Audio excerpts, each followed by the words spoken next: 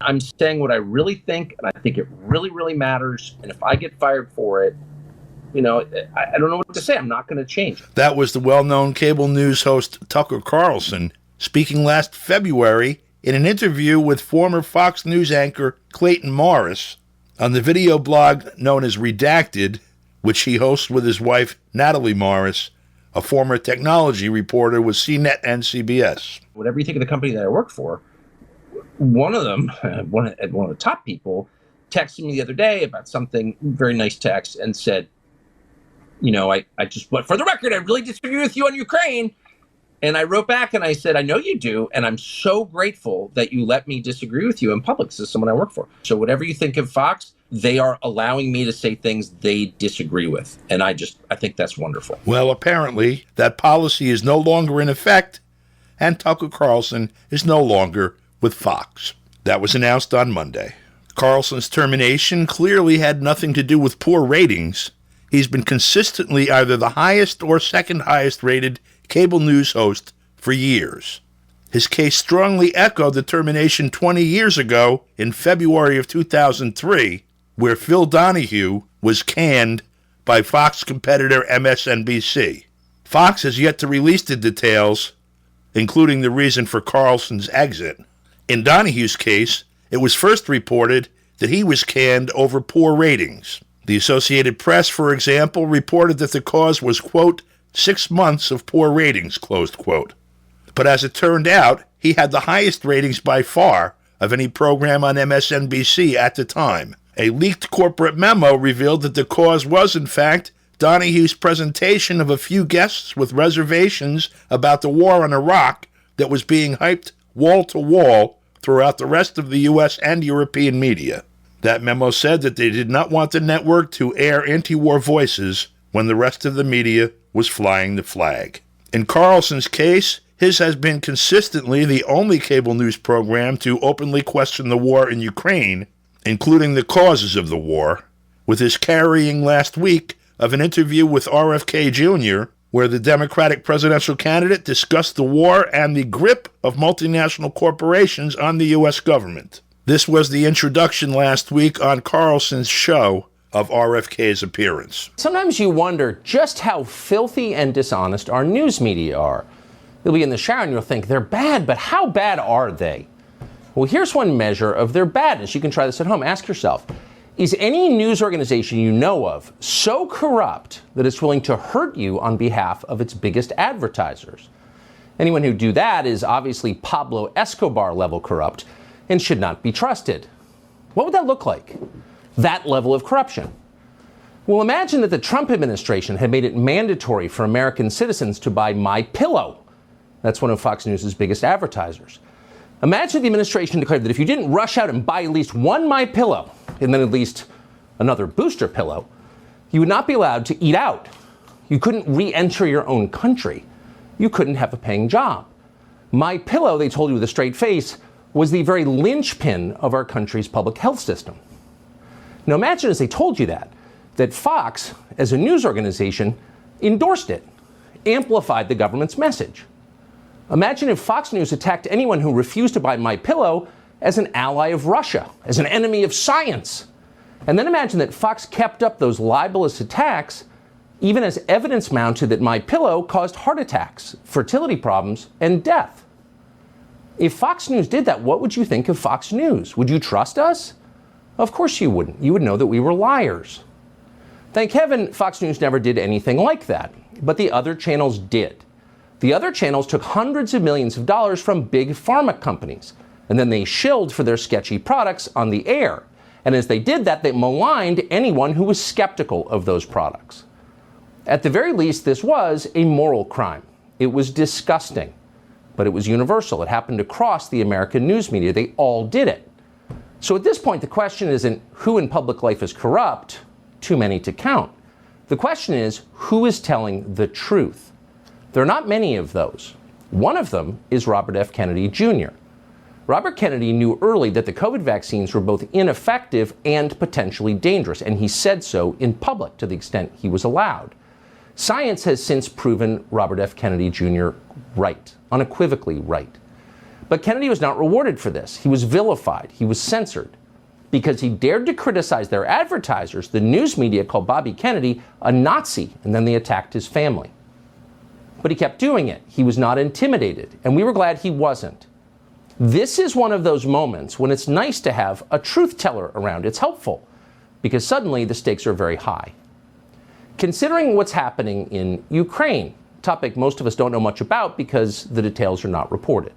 It was a year ago that every media outlet in the United States, from USA Today to the New York Times, told you it was a dangerous conspiracy theory to believe the U.S. government had ever funded secret biolabs in Ukraine. The idea was ridiculous. In fact, it was Russian disinformation. And then one day, in sworn testimony, Toria Nuland of the State Department accidentally admitted that it was true. Yes, she said, there are many secret biolabs in Ukraine. And, quote, we are now in fact quite concerned that Russian troops, Russian forces, may be seeking to gain control of them. Wait a second, you may be wondering. Why does the U.S. government maintain secret biolabs in a primitive country like Ukraine? Why not Austria? Why Ukraine?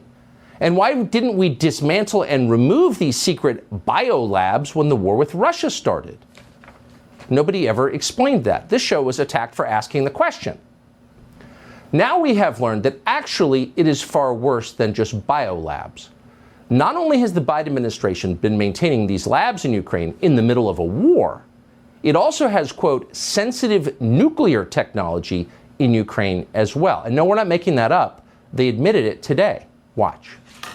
While Ukrainian staff are still operating the Zaporizhzhia nuclear power plant, it does fall under the control of Russian armed forces and is currently being managed by Russia's state-owned nuclear energy firm Rosatom. So this is a significant concern. And essentially in this letter that has been reviewed by CNN, sent by the U.S. Department of Energy to Rosatom, the U.S. government has essentially warned Moscow not to touch the Zaporizhzhia nuclear power plant because of this sensitive American nuclear technology at the plant. So many questions here, but we'll begin with the biggest one. What exactly is, quote, sensitive American nuclear technology? Sensitive American nuclear technology? Probably not to produce energy. No one in the media is going to ask that question. But if it's in the middle of Ukraine, in the middle of a war, it stands to reason this sensitive American nuclear technology has military applications. In other words, these are nuclear weapons. What else could they be? We'll stop speculating there. But take 3 steps back. This is all so crazy and so reckless, it is hard to believe it's happening. Here you have a Democratic president gone completely off the rails, completely, with existentially dangerous consequences, prosecuting a war that can only hurt the United States. A war with no upside. It is awful to watch. But it is not without precedent. Something similar happened 55 years ago in 1968, another remarkably turbulent and ugly year in American history that has many parallels to this. That spring, in March of 1968, Robert F. Kennedy Sr., the former Attorney General, the brother to the slain president, announced his candidacy against the incumbent, fellow Democrat Lyndon Johnson. And the overriding issue, then as now, was a pointless war then in progress. This is from Robert Kennedy Sr.'s announcement. I am announcing today my candidacy for the presidency of the United States. I run to seek new policies to end the bloodshed in Vietnam and in our cities, policies to close the gaps that now exist between black and white, between rich and poor, between young and old, in this country and around the rest of the world. I run for the presidency because I want the Democratic Party and the United States of America to stand for hope instead of despair, for reconciliation of men instead of the growing risk of world war. That was more than half a century ago. He was, of course, murdered in June of that year. But now Kennedy's son is embarking on a similar challenge to his own party and for similar reasons. We were told initially that the objective was humanitarian. Many of the steps that we've taken in the Ukraine have seemed to indicate that our interest is in prolonging the war rather than shortening it. So if those are our objectives, to have regime change and exhaust the Russians. That is completely antithetical to a humanitarian mission.